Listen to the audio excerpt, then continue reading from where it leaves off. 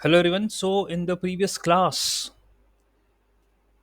we did learn about chi square test.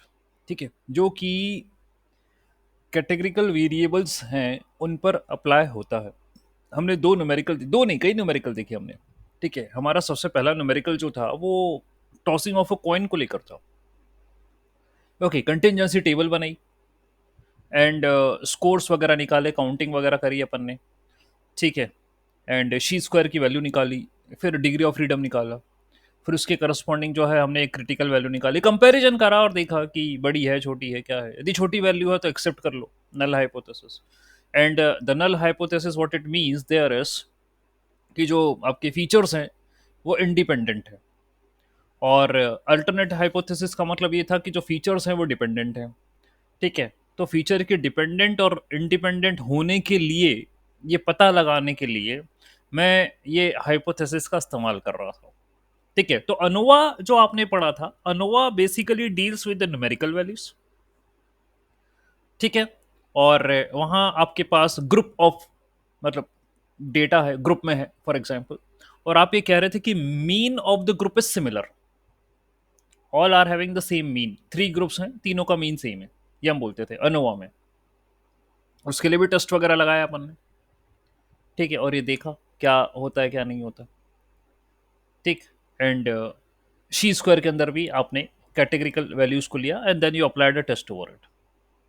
ठीक, कुछ numericals जो है आपने करे वो अपनी जगह है. अब मुझे इम्प्लीमेंटेशन इसका पाइथन में कैसा क्या होता है यूज केस में बताना चाह रहा हूँ. All right, so here we go, that is our first problem. One way ANOVA मैं यूज करना चाहूंगा. Okay, so import NumPy. ठीक है, for doing the maths, NumPy library लिया मैंने, देन फिर साइपाई में से स्टैटिस्टिक्स में से वन वे ले लिया. ठीक है, वन वे अनोवा ये मैंने उससे पिकअप कर लिया, और तीन ग्रुप बनाए जो मैंने, group one, group two and group three. I made three groups, three three sample data बनाए जिनका नॉर्मल डिस्ट्रीब्यूशन है. ठीक है, I told that make a normal distribution of these. ऐसा करके जो है कुछ वैल्यू ले ली यहाँ पर, np dot random dot normal.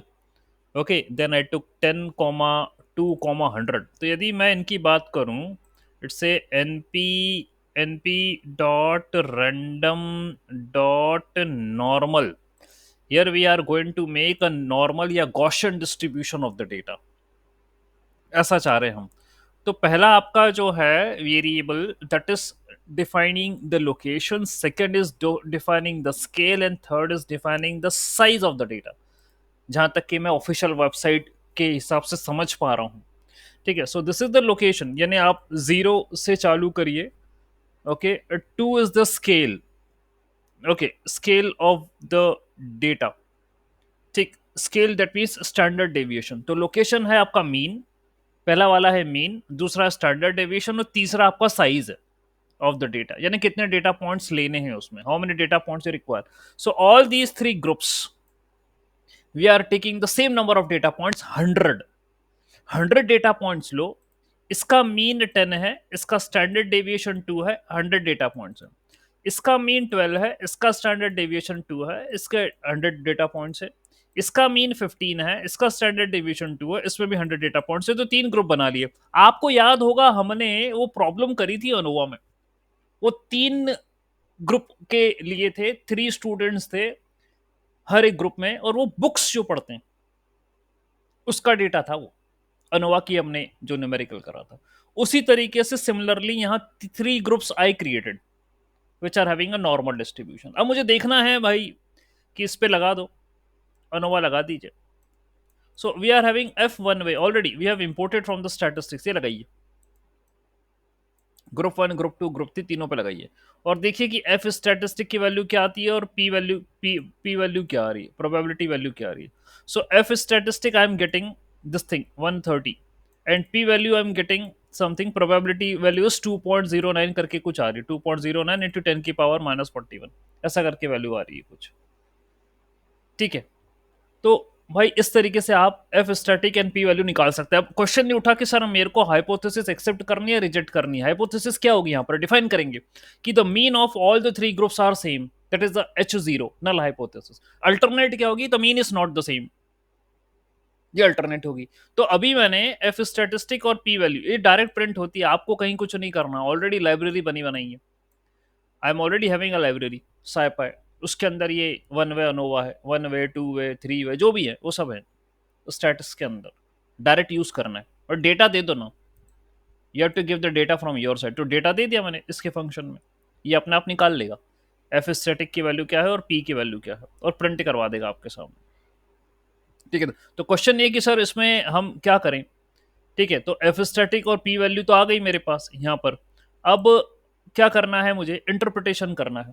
तो ये मेरी critical value, for example significance level 0.5, यदि पी वैल्यू अल्फा से कम आती है, if the P value is less than alpha, तो हम रिजेक्ट करेंगे नल हाइपोथेसिस, यानी हमारे पास एविडेंस है उसको रिजेक्ट करने का। और यदि P value greater than alpha आती है सिग्निफिकेंस लेवल से, तो हम नल हाइपोथेसिस को एक्सेप्ट करेंगे। ये इंटरप्रिटेशन है। तो ऊपर वाले कोड में इसका इंटरप्रिटेशन नहीं लिखा था मैंने, यहाँ पर सिर्फ एफ स्टैटिक और पी वैल्यू निकाल के रख दिया था। But if you want to write further more, यदि आपको आगे और करना है और ये पता लगाना है कि इसको एक्सेप्ट करना है या रिजेक्ट करना है, तो भाई आप एक काम करिए, सिग्निफिकेंस लेवल जो है वो डिसाइड कर लीजिए। ओके, एंड यदि सिग्निफिकेंस लेवल जो है वो कम आएगा,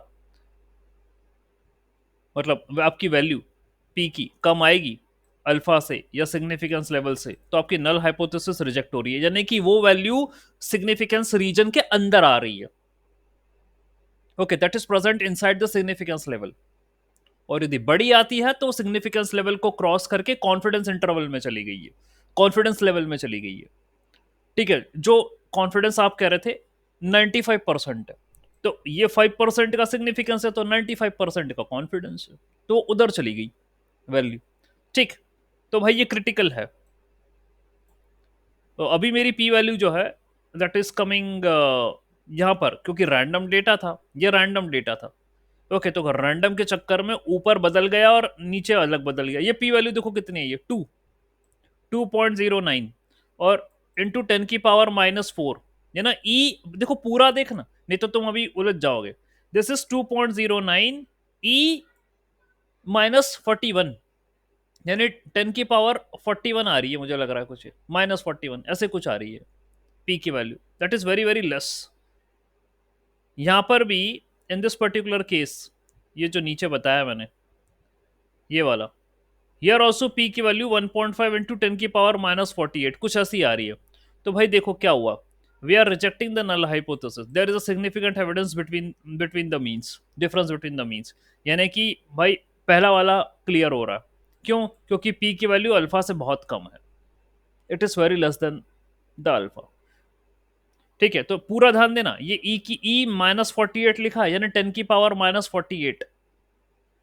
तो वरना ऐसा ना हो कि आप 1.5 देख के कुछ और अज्यूम कर लो। No, it is 1.541 into 10⁻⁻48। ठीक है, ये चीज है। ऑल राइट, तो क्योंकि ये कम है, एंड एंड देन क्या होगा, आपने इसको क्या करा, कंसिडर कर लिया, फाइन, कि एक्सेप्ट करना है या रिजेक्ट करना है। तो पता चल गया मेरे को, और इसके बॉक्स प्लॉट भी बन गए। You can make a box plot of the groups also, ये बना सकते हो आप। ये रहे बॉक्स प्लॉट, ये ग्रुप 1, ग्रुप 2, ग्रुप 3, और ये उनके मीन ये मीडियन वैल्यू है एक्चुअली, बॉक्स प्लॉट मीडियन बताता है। ठीक है, तो इन्होंने यहाँ पर बॉक्स प्लॉट बनाया तीनों ग्रुप के, उनको लेबल करा group 1, group 2, group 3, and that's it, ये बनाया अपन ने। इनका डिस्ट्रीब्यूशन शो कर रहे हैं अपन with the help of a box plot. ठीक है, ये ग्रुप 1 का है, ये ग्रुप 2 का है, ये ग्रुप 3 का बॉक्स प्लॉट बना हुआ है, और ये मीडियन वैल्यू है। ठीक है, अब वो भले ही कह रहा है वो मीन है, बॉक्स प्लॉट में तो मीडियन होता है।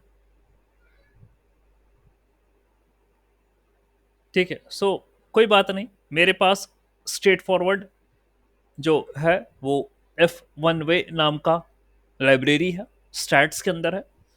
And if I want to use this thing for one way ANOVA, तो भाई मेरे पास ये ग्रुप ऑफ डेटा था, मैंने इसको डायरेक्टली लगाया, and I found the value of F static and P value.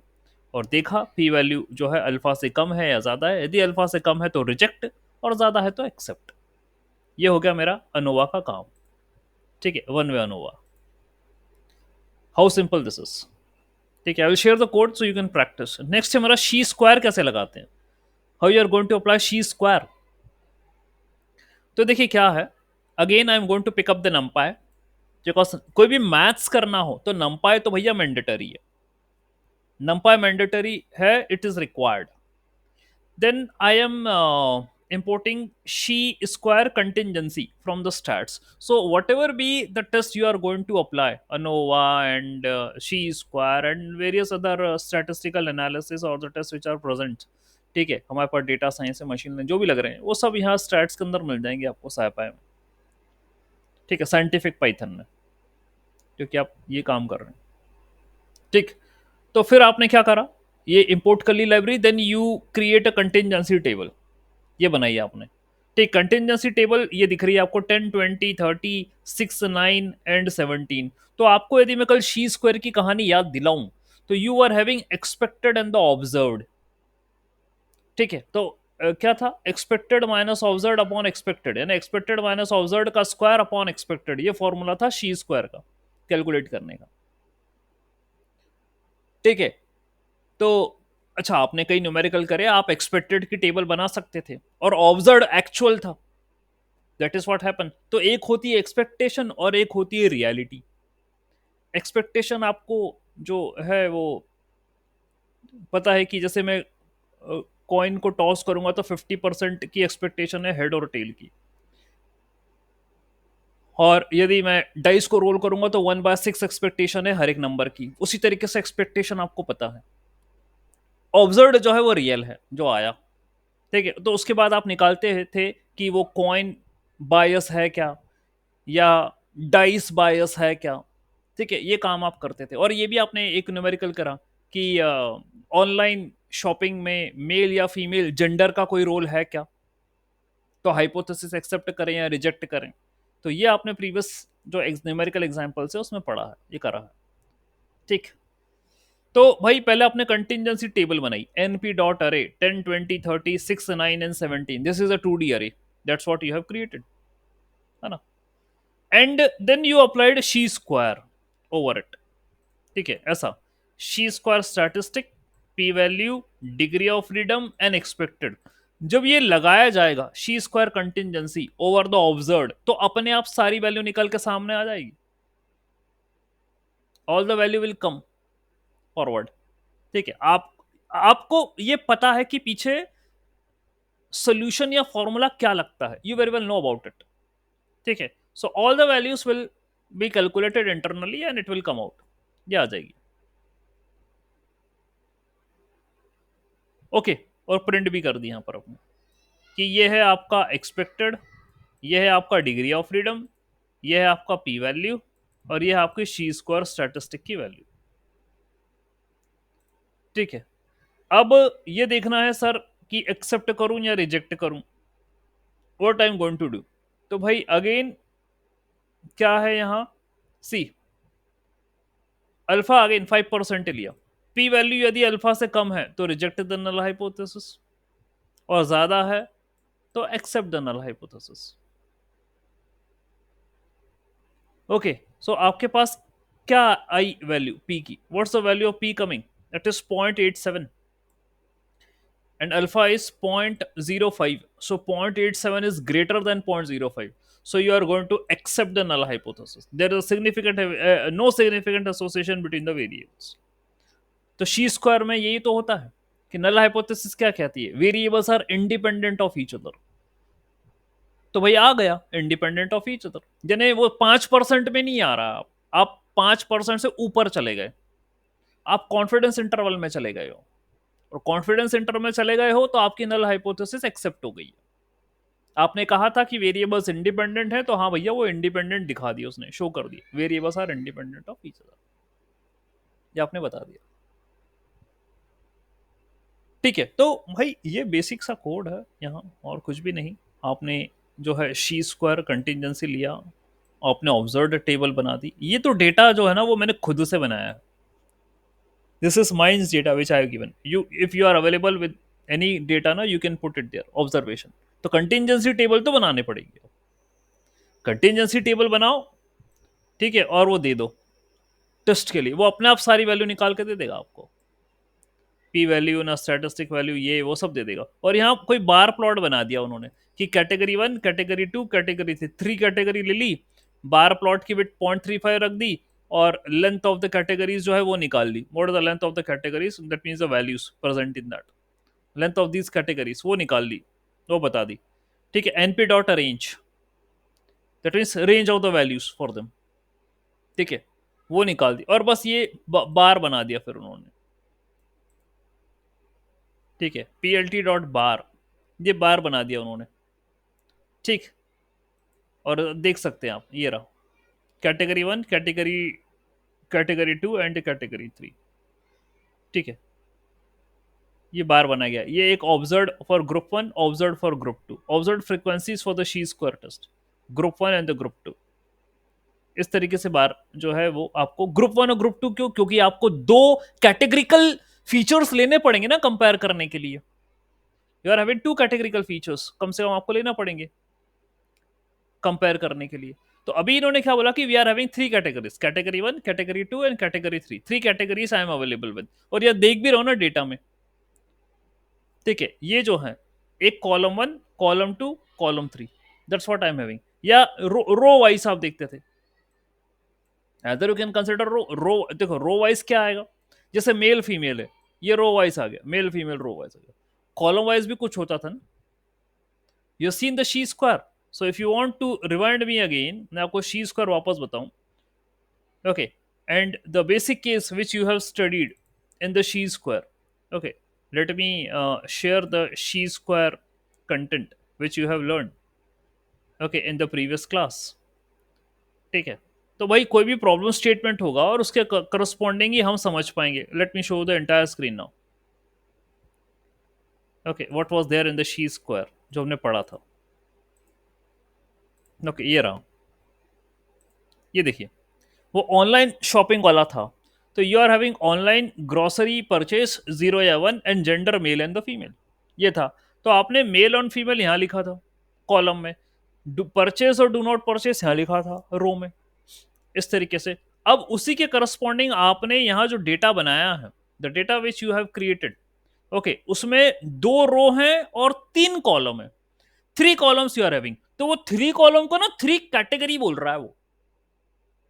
It is telling 3 categories, category 1, category 2 and category 3. 3 categories बोल रहा है. एक कॉलम ये, एक कॉलम ये, एक कॉलम ये, 3 कैटेगरी बोल रहा है. और 2 रो है, 2 रो है आपके पास. तो वो 2 रो को वो 2 ग्रुप्स की तरह लेकर चल रहा है. ठीक है, उनको ग्रुप के लेकर चल रहा है, 2 ग्रुप्स. ठीक है. नहीं तो आप मेरे से क्वेश्चन करते सर वो आप ग्रुप और कैटेगरी क्या है यहाँ पर. It is considered true group. ये एक ग्रुप ये है, this is one of the group, this is second group, this is first category, this is second category, this is third category. इस तरीके से वो लेके चल रहा है. ठीक. तो उसने इनके प्लॉट्स बनाए बाद में. इट क्रिएटेड अ प्लॉट, बोला कि ये कैटेगरियां हैं और ये बार की विड्थ वगैरह होगी और इंडेक्स की वैल्यू जो है अपन ले लेंगे कि जो भी लेंथ ऑफ द कैटेगरीज हैं उसके अकॉर्डिंग अपन ले लेंगे. ठीक है, फाइन. और फिर यहाँ पर बार प्लॉट बनाओ, यानी इंडेक्स की वैल्यू लो, ऑब्जर्व 0th वैल्यू, बार की विड्थ कितनी आ रही है और लेबल कर दो ग्रुप 1. फिर इंडेक्स में बार की विड्थ ऐड करो, ऑब्जर्व पहली वैल्यू, ठीक है, observe 1, then the bar width and then the observe group 2. इस तरीके से उसने सेट करा. ठीक है, उसने सेट करा. 2 बार बन रहे हैं यहाँ पे, 2 बार इट इज क्रिएटिंग. ठीक है, एक बार एक ग्रुप 1 का बन रहा है, एक बार ग्रुप 2 का बन रहा है. और वो जो इसका इंडेक्स है ना उसमें थोड़ा सा शिफ्ट करके बना रहा है वो, तभी आपको ब्लू वाला इधर दिख रहा है, ऑरेंज वाला उसके बाद दिख रहा है. That's what it is creating. तो ये देखो ना, ये पहला वाला बार बना है ग्रुप 1 का, ऑब्जर्व. तो ये जितने भी है ना ब्लू वाले, ये पहले वाले. और इसमें क्या करा उसने, नेक्स्ट में इंडेक्स में ही बार की विड्थ जोड़ दी आगे. तो वो क्या होगा, अब ये जो बन रहा है ऑरेंज वाले, ये प्लस करके बन रहे हैं, उसके आगे बन रहे हैं. यदि आप ये देखें, आप बोलो कि सर इसके अंदर हमें कैसे पता चलेगा. So let me add +1 also. For example let me add +1 also. अब देखो ठीक है, अब वो क्या हो गया, वो +1 के चक्कर में ये इधर इधर आ गया, और वो ये बेचारा तो अकेले ही हो गया। ये +1 में कर दूंगा तो और एक ऐड हो जाएगा, तो मैं वो +1 ना करूं। मैं आप मतलब मैं आपको हाईलाइट करके दिखाना चाह रहा था कि क्या बन रहा है।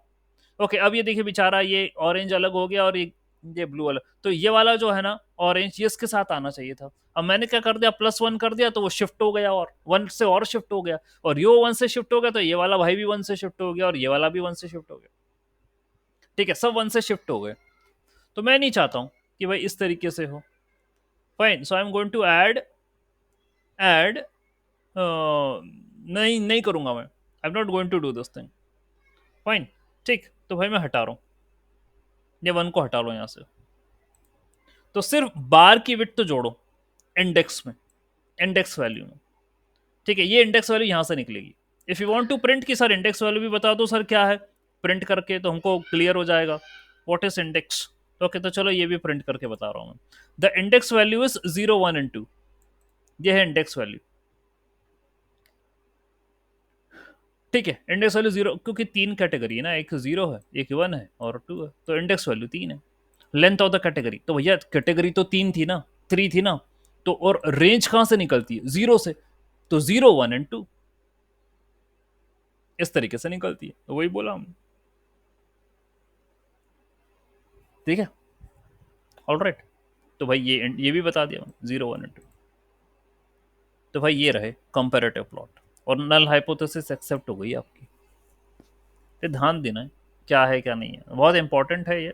छोटे कोड हैं लेकिन समझने के लिए इंपॉर्टेंट है। तो आपको यहाँ कोई वो पूरा कैलकुलेशन नहीं करना, पाइथन ने सब एलिमिनेट कर दिया, just use the library. But maths you should be knowing, कहाँ से आया क्या कर रहा था वो, maths you should be knowing. So we did already this complete numerical, and I have also shared with the notes with you, you can practice from your side। ये सब कर रखा है हमने, कल की क्लास में क्लियर कर दिया था मैंने। ठीक है, फाइन, तो मैथ्स पता है, कॉन्सेप्ट पता है, उसको प्रोग्रामिंग में कैसे करना था वो मैं बताना चाहता था। तो ये आपके सामने है, कंटिजेंसी टेबल है, तो ये निकालना ही पड़ता है आपको, P value and she square, और कई बार क्या हाइपोथेसिस जो है ना। Okay, you will be having this problem. Okay, बात समझ में आई। ठीक है, तो हाइपोथेसिस टेस्टिंग के लिए आपसे प्रॉब्लम में बोला जा सकता है कि करके दिखाओ, तो these are the things which you have to apply. अब देखना है किन फीचर पे लगाना है, यदि कैटेगरिकल फीचर है तो शी लगाना, और नहीं है न्यूमेरिकल फीचर है तो अनोवा लगाना। तो प्रॉब्लम में क्लियर हो जाएगा आपको कौन सा टेस्ट लगाना है। ठीक है, तो ये मुझे मतलब न्यूमेरिकल करवाए थे, अब मुझे कोड करवाना थे, तो I explain the code for you. ये बना दिया, ये भी मैं शेयर कर दूंगा आपके साथ, so you can check it out from your side. ठीक है, चलिए कोई बात नहीं। नेक्स्ट है मेरा इंपॉर्टेंट कॉन्सेप्ट, प्रोबेबिलिटी। तो भैया क्या है प्रोबेबिलिटी, अब जरा आराम से ध्यान से सुनिए समझिए।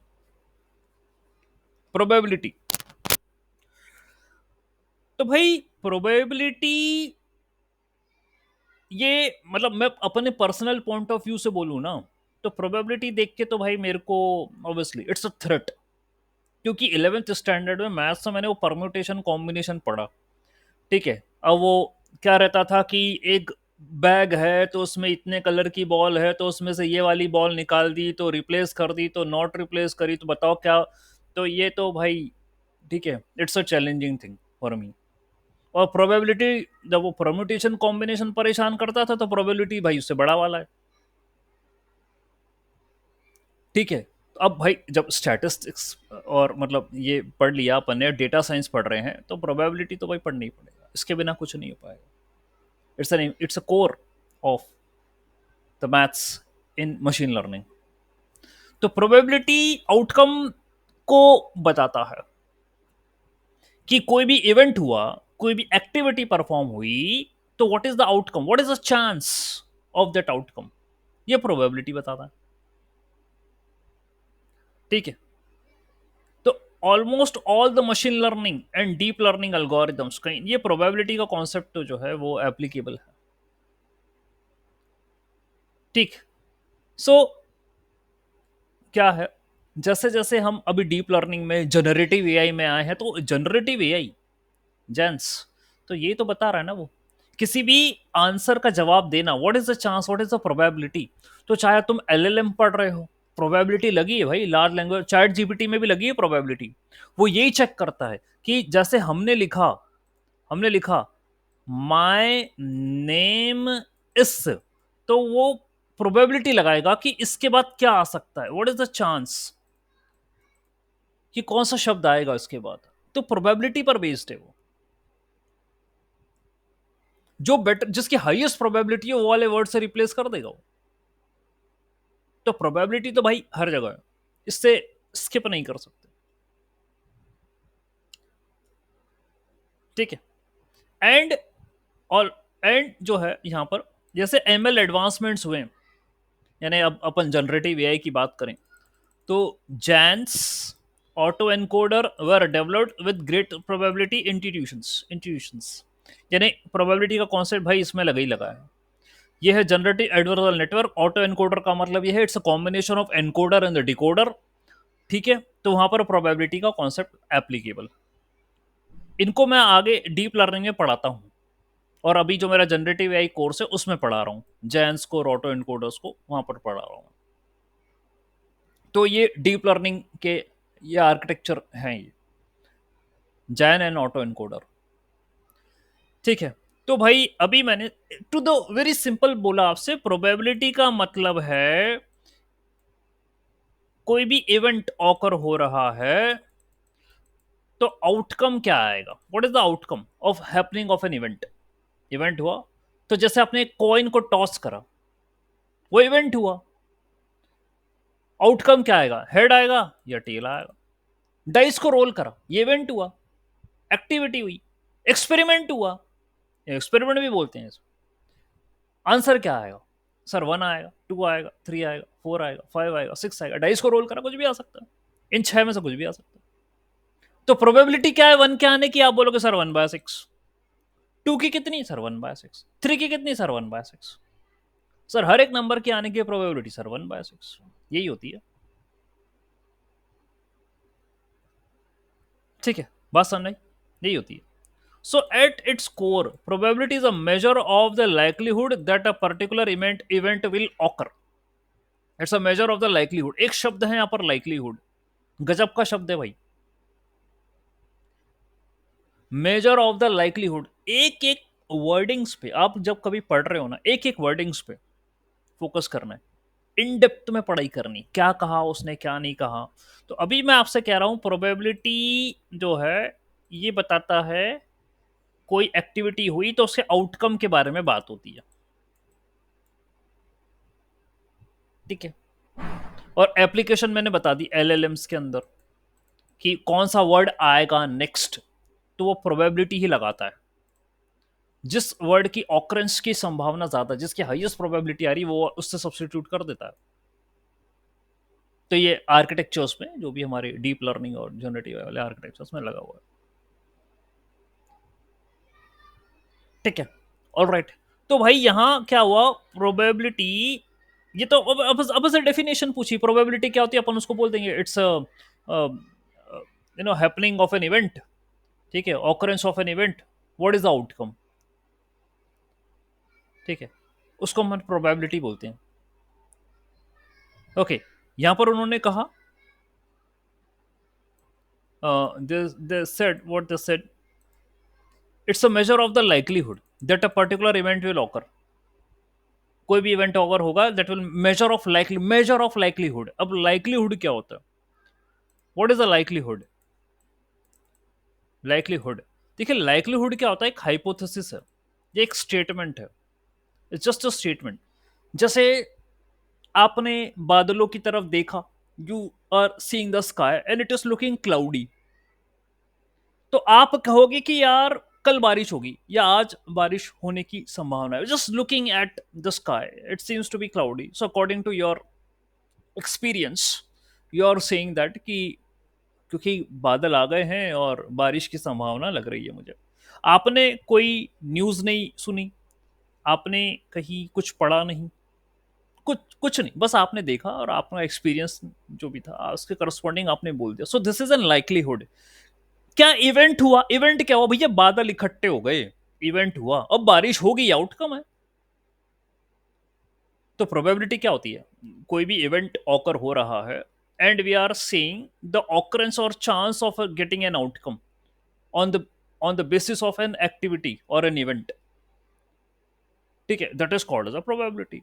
तो लाइकलीहुड और प्रोबेबिलिटी दोनों सेम है, लेकिन अदल बदल के यूज होते हैं ये।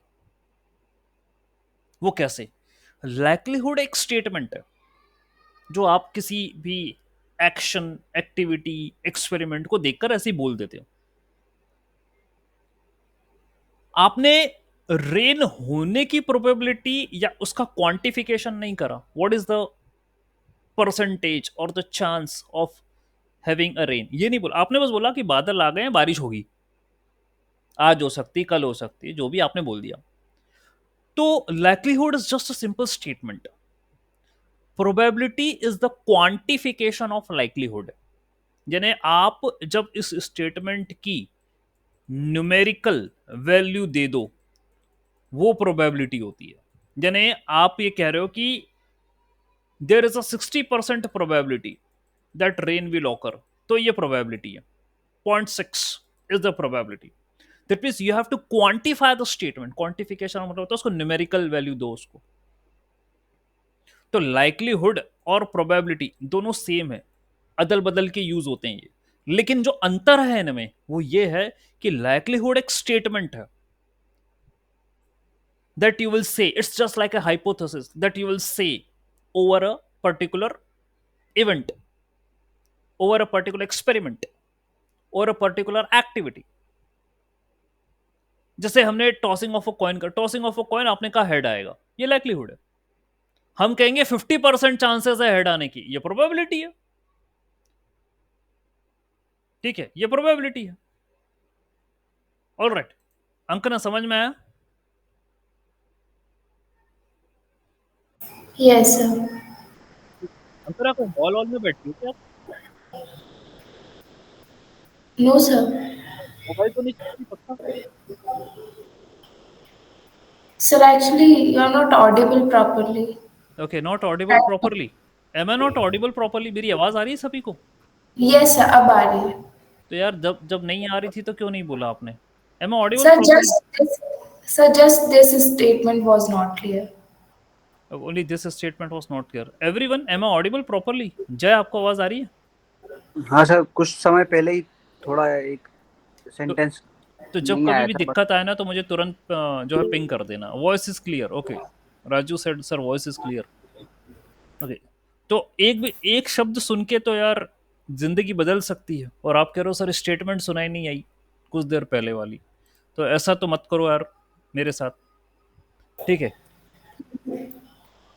स्टेटमेंट नहीं, मतलब थोड़ा सा एक दो वर्ड जैसे मैं अरे जय, मिस्टर जय, एक दो वर्ड के अंदर ही चीजें बदल सकती ठीक है, खैर कोई बात नहीं, मैं वापस से रिपीट कर देता हूँ आप लोगों के लिए।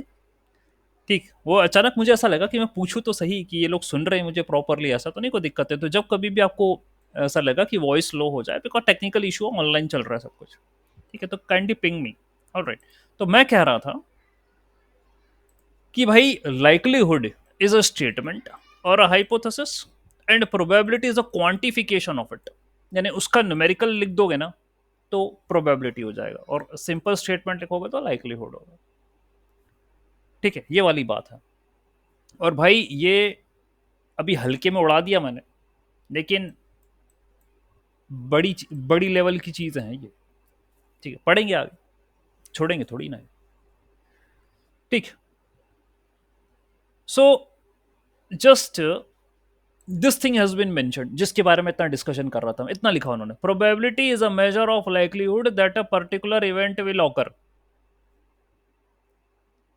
ठीक है, and it provides a formal framework for dealing with uncertainty and, तो ये ना probability degree of randomness, uncertainty को बता, अगर अनसर्टेनिटी है ना, ये तो पता था प्रोबेबिलिटी, अनसर्टेनिटी, ये कुछ भी हो सकता है, लाइफ इज अनसर्टेन। जैसे मुझे पता चल गया अंकना मोबाइल चला रही थी, ठीक है, मैंने तो देखा ही नहीं उसको, ठीक है, यहाँ से, लेकिन फिर भी मुझे पता चला इसलिए मैंने टोक दिया फटाक से। No, sir. ठीक है, अरे मजाक कर रहा हूँ। ऑलराइट, तो क्या है, ऐसे ही बोला हमने, अनसर्टेनिटी है ना, हो सकता है मैं गलत भी हूँ, ठीक है। अल्टरनेट हाइपोथेसिस ट्रू हो गई, नल हाइपोथेसिस रिजेक्ट हो गई, वो कह रही नो सर। ठीक है, तो भाई क्या है probability, why probability in data science is important sir, uncertainty quantification. तो क्या है, we are having statements, we are having hypothesis. अब यदि मुझे उसका क्वांटिफिकेशन करना है तो वो तो मैं, अगला टॉपिक मेरा रहेगा इंफॉर्मेशन थ्योरी, वहां पर करूंगा ही करूंगा, वहां पर मैं आपको बताऊंगा ही। लेकिन अनसर्टेनिटी के बारे में यदि मुझे पता करना है तो भाई डिग्री ऑफ अनसर्टेनिटी यदि मुझे निकालनी है तो प्रोबेबिलिटी तो लगनी ही लगनी है। So in data science world, data is inherently uncertain, कुछ भी हो सकता है data, it can be anything, it will provide any of the outcomes, कुछ भी फिक्स नहीं है। ओके, और आपने स्टैटिस्टिक्स के अंदर जो हाइपोथेसिस टेस्टिंग करी है ना, आप यही देख रहे थे कि कहीं मेरा डेटा बायस तो नहीं है, कहीं मेरे फीचर डिपेंडेंट तो नहीं है। जैसे आपने जो है कॉइन टॉसिंग वाला एग्जाम्पल लिया था शी स्क्वायर में, कि मैंने 25 टाइम्स या 50 टाइम्स कॉइन को टॉस करा, यदि 40 टाइम्स टेल आता है, 10 टाइम्स हेड आता है, तो भैया मेरा कॉइन तो बायस है, तो 40 टाइम्स टेल देता है, बायस कॉइन है मेरा तो। ठीक है, तो आंसर तो ये तो निकाल रहे थे अपन कि क्या हो रहा है डेटा के साथ। तो डेटा अनसर्टेन है, उसकी फ्रीक्वेंसी अनसर्टेन है, सब कुछ अनसर्टेन है डेटा के साथ। It often contains the noise, यानी उसके अंदर नॉइज भी है, मतलब फॉल्टी या रॉन्ग एंट्रीज भी है। So probability allows us to quantify and model this uncertainty. इसको मैं न्यूमेरिकल के फॉर्मेट में कन्वर्ट कर दूंगा, क्वांटिफिकेशन कर दूंगा, ये प्रोबेबिलिटी मेरे को हेल्प करता है। ठीक है, तो machine learning, that means probability helps in assessing the confidence level of the prediction. For example, a classifier may not only predict the class of an object but it also provide the score. वो classification ना, तो classification में हमें 1 आ रहा है या 0 आ रहा है, चलो ये तो आंसर आया, 1 आया 0, 1 आने के चांसेस कितने हैं, 0 आने के चांसेस कितने, प्रोबेबिलिटी से ये भी पता चल जाएगा। तो ऑब्वियसली प्रोबेबिलिटी मेरे को बहुत मदद कर रहा है, मुझे ये भी पता चल जाएगा कि what is the chance of getting 0 and 1। ठीक, तो डेटा साइंस में drawing conclusion over the data. Okay, so statistics तो प्रोबेबिलिटी के ऊपर ही डिपेंड करता है पूरी तरीके से। ठीक, कॉन्फिडेंस इंटरवल, हाइपोथेसिस टेस्टिंग में हर जगह भैया प्रोबेबिलिटी का इस्तेमाल है, वही अपने करा ना, 5% सिग्निफिकेंस, 95% कॉन्फिडेंस निकालो। और आपने जो पी वैल्यू निकाली थी ना भाई, वो प्रोबेबिलिटी वैल्यू ही है, that is probability value only. और इसी से तुम कंपेयर कर रहे थे सिग्निफिकेंस को, और आप देख रहे थे कि यदि पी वैल्यू सिग्निफिकेंस से छोटी है तो भैया तुम्हारी नल हाइपोथेसिस रिजेक्ट मार गई, और बड़ी है तो एक्सेप्ट मार गई। तो पी वैल्यू प्रोबेबिलिटी वैल्यू ही थी जिससे तुम कंपेयर कर रहे थे, तो प्रोबेबिलिटी के बिना तो कुछ नहीं हो सकता। ठीक है, so we are going to understand the distribution of the data, making inferences, हर जगह भाई आपको प्रोबेबिलिटी का इस्तेमाल करना है। सो इट्स एन अनसर्टेनिटी, और ये बहुत इंपॉर्टेंट है अनसर्टेनिटी। ठीक है, तो मशीन लर्निंग में हर जगह भाई प्रोबेबिलिटी आपको लगेगा, प्रिडिक्शन करने में ये वो तो थ्योरेटिकल बातें हैं, तो आप देख लेना, कोई इशू नहीं है। अब थोड़ा सा क्या है, अपन कुछ एग्जाम्पल ले लेते हैं। तो there are certain terms, technical terms, which are used in the probability. For example, sample space. Sample space is the set of all possible outcomes for an experiment. आपने कोई एक्सपेरिमेंट करा तो उसमें जितने भी पॉसिबल आउटकम्स हैं वो सब सैंपल स्पेस के अंदर अपन मेंशन कर सकते हैं। जैसे कि आपने कॉइन को टॉस करा तो हेड आ सकता है, टेल आ सकता है। आपने डाइस को रोल करा तो 1 2 3 4 5 6 ये सब आ सकते हैं। ठीक है, रोलिंग ऑफ डाइस में ये सब आ सकते हैं। ठीक है, ये सैंपल स्पेस है, all the possible outcomes you have to write. E event, यानी कि any subset E of the sample space, sample space any subset of sample space, यानी कि हेड एंड टेल का सबसेट क्या होगा, या तो हेड होगा या टेल होगा, ये उसका सबसेट होगा। ठीक है, तो event is the subset of a sample space. ठीक है, तो हेड या टेल ये इसका सबसेट होगा, एंड इसका सबसेट हो सकता है 2 4 6, any of the value I can take, so this can be a subset of this 2 4 6 हो सकता है। ठीक है, फाइन। ई यूनियन एफ का मतलब that means union of E and F, that means two events का यूनियन करना आपके, जैसे ई है 1 2, एफ है 3 4, इन दोनों का यूनियन 1 2 3 4, ये यूनियन है। इंटरसेक्शन यानी कॉमन एलिमेंट्स निकालना, तो यूनियन मतलब फॉर ऑल, फॉर ऑल। तो यहां पर थोड़ी सेट थ्योरी भी आ रही है, सेट में पढ़ा है यूनियन, इंटरसेक्शन, कॉम्प्लीमेंट, डिफरेंस।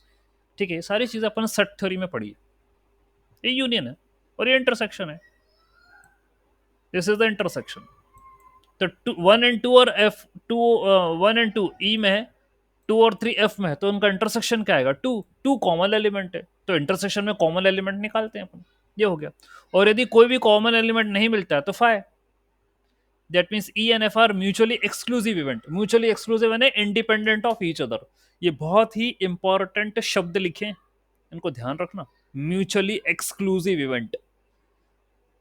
यदि आपका ई इंटरसेक्शन एफ फाइ आता है, that means both the events E and F are mutually exclusive.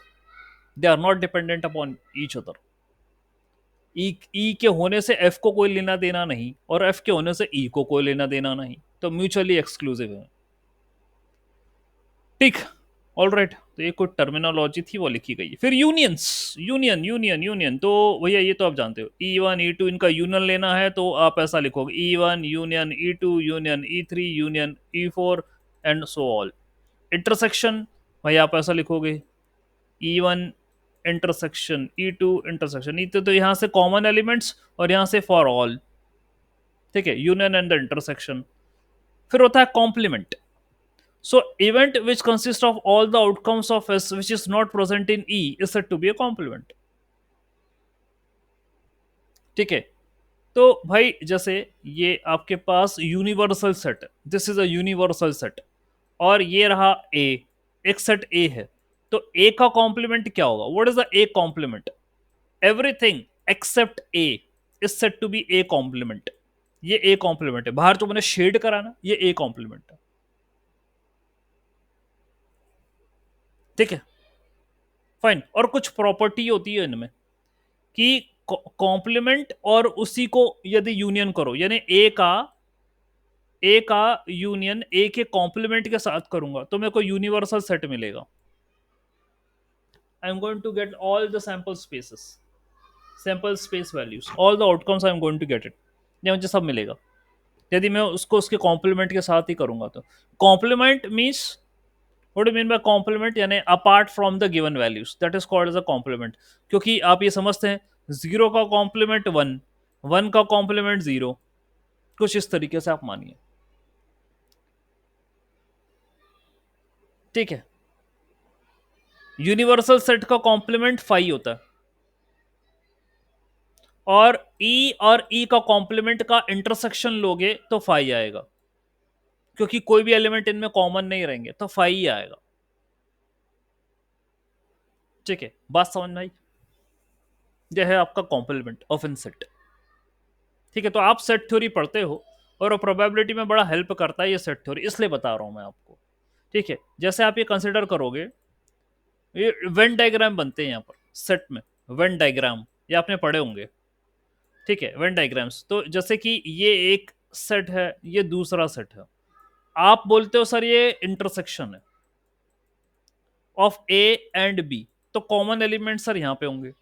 ए और बी का यूनियन का मतलब ये होगा all elements in A and all elements in B, ये होगा। बी का ए का कॉम्प्लीमेंट क्या होगा? ए डैश, ए का complement that means the elements which are not present in A. तो ऐसे कौन सा एलिमेंट है जो ए में प्रेजेंट नहीं है? वो ये वाले, ये बी के, ये इतने इतने एलिमेंट ए में नहीं है, तो ये ए का कॉम्प्लीमेंट है, this is A complement. B complement क्या होगा? ये इतने एलिमेंट जो बी में नहीं है, वो बी का कॉम्प्लीमेंट होगा। ठीक है, फाइन, ऐसे अपन समझते हैं उसको। ओके, और बाकी जो प्रॉपर्टी है सेट की वो मैंने आपको यहां पर बता दी। ओके फाइन, कुछ और भी चीजें हैं इसको लेकर.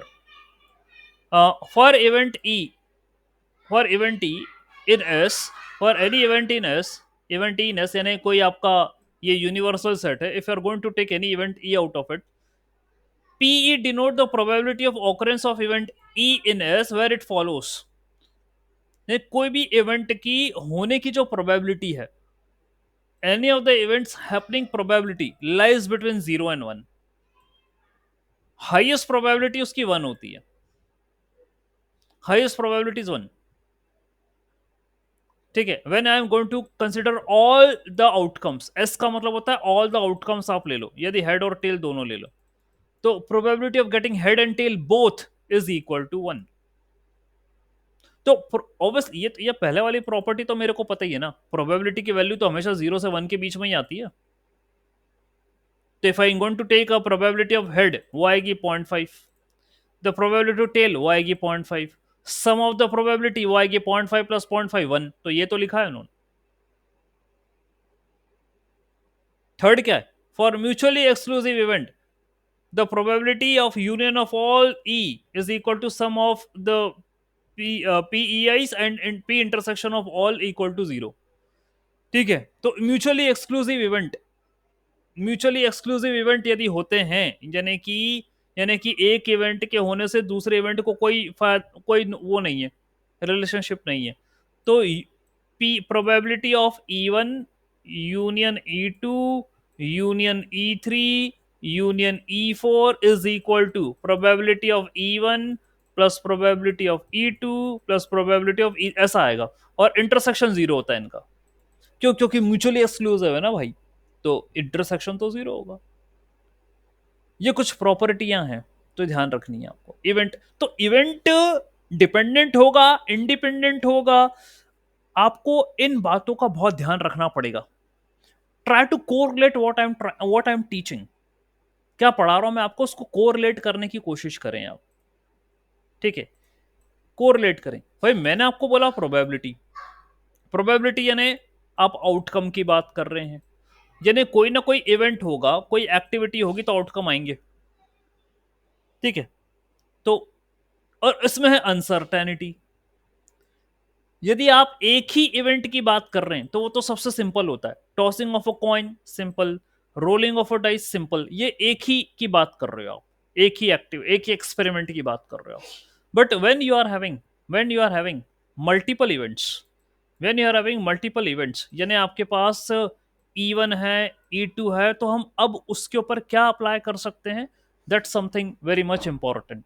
तो ये आपको जो ऊपर पड़ा ना, म्यूचुअली एक्सक्लूसिव इवेंट्स, ये आपने जो ऊपर पढ़ा ना कि E1 और E2 जैसे इवेंट हैं, तो E1 के होने से E2 को लेना देना नहीं, एंड सेम.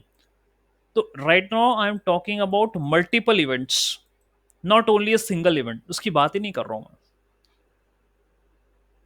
ठीक है, मल्टीपल इवेंट्स की बात कर रहा हूं मैं. तो उनके रेस्पेक्ट में ही I am telling all these things. ठीक है, ये सब बातें उसी के रेस्पेक्ट में कही जा रही है. Okay fine. तो यदि if E and F are not mutually exclusive, यानी म्यूचुअली एक्सक्लूसिव नहीं है, if they are not mutually exclusive, then this is the formula. PE plus PF is equal to PE union F and PE intersection F. This is the formula. ठीक है, where PE union F is equal to PE plus PF minus P intersection. तो ये तो set का ही formula है, set theory का ही फॉर्मूला है. यही तो होता है सेट थ्योरी में. A union B is equal to A plus B minus A intersection B. ये तो फॉर्मूला होता है सेट थ्योरी में. Okay fine. तो वही मेंशन करा है. और A E union F union G, ठीक है, A P F and G, यदि ये लिखा है तो भाई आपका फॉर्मूला क्या होगा next?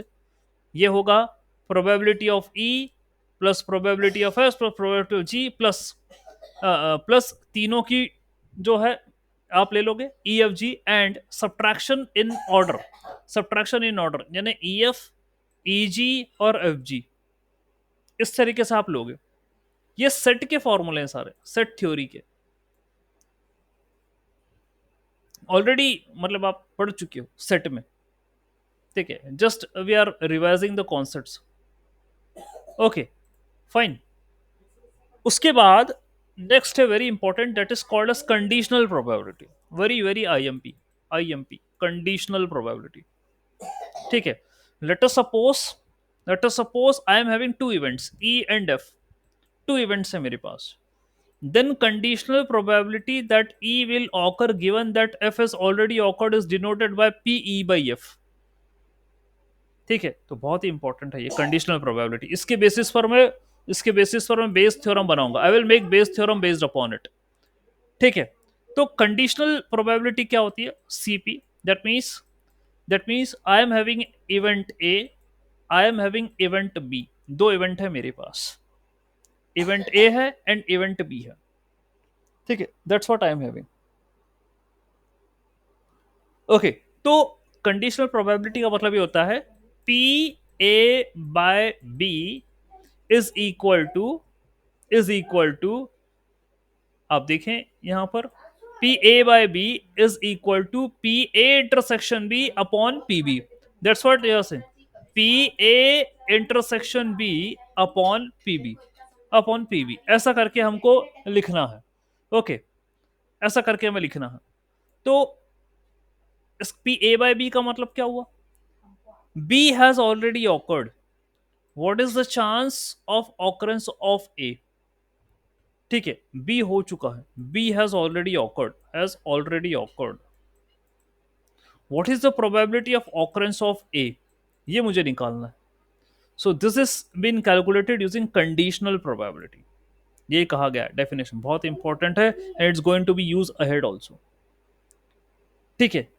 So we are having two events, E and F, या A and B, whatever you want to say you can.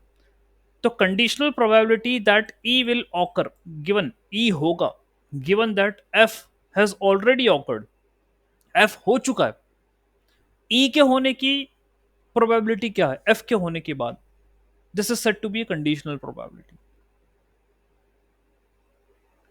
ठीक है, this is said to be conditional probability, और यहाँ इस तरीके से उसको मेंशन करते हैं, P E by F is equal to P intersection F upon P F, ये कंडीशनल प्रोबेबिलिटी का फॉर्मूला है, ठीक है, वेर ई, ये ई और एफ ना इन दोनों का इंटरसेक्शन निकाला गया है डिवाइडेड बाय पी एफ, ऐसा करके लिखा गया है, ठीक है। तो हम क्या कर सकते हैं यहाँ पे, लेट्स सी, ये फिर से फॉर्मूला आपको लिख के बता दूं, तो याद रखना, पी ए बाय बी, याद करने का इजी तरीका, P A by B is equal to P A intersection B upon P B, तो ये बी है ना, ये नीचे आ रहा था डिनोमिनेटर में, यहां भी नीचे ही आएगा, and here I am going to take the intersection of A and B, ये लेना है मेरे को। सो इसका मतलब क्या हुआ, बी हो चुका है, ए के होने की क्या चांसेस है, event B has already occurred, what is the chance of happening of an event A, this is called as conditional probability, ये होती है, ये निकालते हैं अपन, ठीक है फाइन। तो भाई कुछ और जो है बेसिक न्यूमेरिकल देखना चाहेंगे, let us understand an example, find the probability that sum of outcome of two dice when rolled is 6 given the first dice comes out as 4,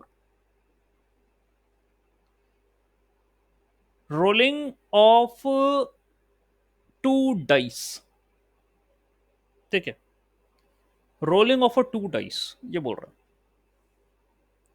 और उसमें भी कहा गया probability that the sum of outcome of two dice when rolled is 6, तो दो dice को role करा, एक डाइस ये है, उस डाइस इस ये डाइस है, इनको रोल करा, आंसर मेरा सम जो आ रहा है इन दोनों का, जो भी नंबर इन पर आए होंगे, इनका जो सम आ रहा है 6 आ रहा है, वो कह रहा है the sum is 6 given that the first dice come out as 4, पहले डाइस पे 4 आ रहा है, तो ऑब्वियसली दूसरे डाइस पे 2 चाहिए ना मेरे को, तभी जाके तो 6 आएगा, ठीक है। तो अच्छा, अभी उसने बोला गिवन है फर्स्ट डाइस पर 4, तो क्या क्या पॉसिबिलिटीज हैं जो बन सकती हैं, तो पहली डाइस पे 4 आया, दूसरी डाइस पे 1 आया, पहली पॉसिबिलिटी, 4 आया, 2 आया, सेकेंड पॉसिबिलिटी, 4 आया, 3 आया, थर्ड पॉसिबिलिटी, 4 4, 4 5, 4 6। तो 2 डाइस को रोल करने में ये पॉसिबिलिटीज हैं जो आ सकती हैं according to my given problem. इनमें उसने बोला कि चलो ठीक है, ये तो सैंपल स्पेस है, these are all the possible outcomes, इनमें से मुझे ये चाहिए कि सम 6 आना चाहिए, I should be getting the sum 6। तो 4 2 का ही एक ऐसा कॉम्बिनेशन है जिसमें सम 6 आ रहा है।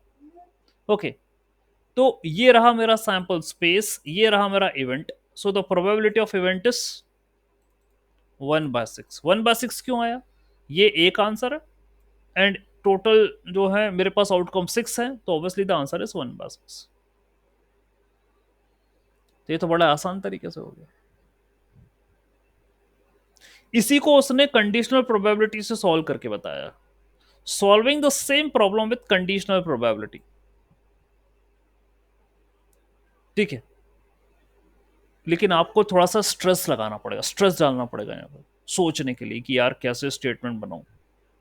तो कंडीशनल प्रोबेबिलिटी क्या होती है? P E by F is equal to P E intersection F upon P F, ये होती है कंडीशनल प्रोबेबिलिटी।